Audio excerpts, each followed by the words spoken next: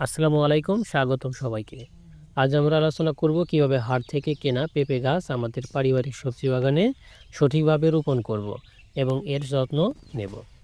পাশাপাশি জানব কেন পেঁপে গাছ দক্ষিণ দিকে হেলিয়ে রোপণ করলে গাছের গোড়া মোটা ও শক্ত হয়, গাছ খাটো থাকে এবং সহজে ভেঙে যায় না। চলুন শুরু করা যাক। প্রথমেই পেঁপে গাছের রোপণের জন্য জমি প্রস্তুত করুন। মাটি ভালো করে খুঁড়ে নিন এবং জৈব সার মিশিয়ে নিন। গর্ত করুন প্রায় 1 থেকে 1.5 ফিট এবং 2 ফিট চওড়া করুন। গর্তে জৈব সার ও কম্পোস্ট সার মিশিয়ে নিন।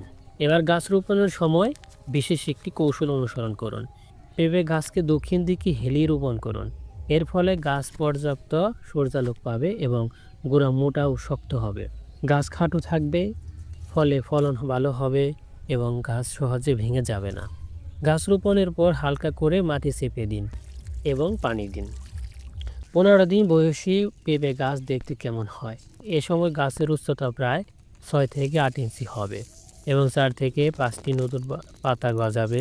গাছটি সুস্থ ও সবল থাকবে যদি সঠিক যত্ন নেওয়া হয়। এই সময় গাছের চারপাশে আগাছা পরিষ্কার রাখা খুবই জরুরি। 1 মাস বয়সী পেঁপে গাছের ডিএপি সার দেওয়া খুবই গুরুত্বপূর্ণ। ডিএপি সার গাছের বৃদ্ধি ও ফলন বাড়াতে সাহায্য করে। প্রতি গাছে 10 থেকে 15 গ্রাম ডিএপি সার প্রয়োগ করুন। সার দেওয়ার আগে মাটি হালকা ভেজা থাকলে ভালো হয়। সারটি সারটি গাছের গোড়া থেকে কিছু দূরে ছিটিয়ে মাটির সাথে মিশিয়ে দিন। এরপর হালকা পানি দিন। ডিএপি সার গাছের নাইট্রোজেন ও ফসফরাস সরবরাহ করে থাকে, যা গাছের শিকড় ও কাণ্ডের বৃদ্ধি বাড়ায়। এছাড়াও এটি ফুল ও ফল ধারণে সাহায্য করে। নিয়মিত সার প্রয়োগে পেঁপে গাছ দ্রুত বড় হয় এবং ফলন বাড়ে। তাহলে বন্ধুরা, আজকে আমরা শিখলাম কিভাবে পেঁপে গাছ রোপণ করতে হবে, দক্ষিণ দিকে হেলিয়ে রোপণের গুরুত্ব এবং ডিএপি সারের সঠিক ব্যবহার। এই সহজ পদ্ধতিগুলো অনুসরণ করে আপনি আপনার বাড়িতে সুস্থ ও সবল পেঁপে গাছ গড়ে তুলতে পারবেন।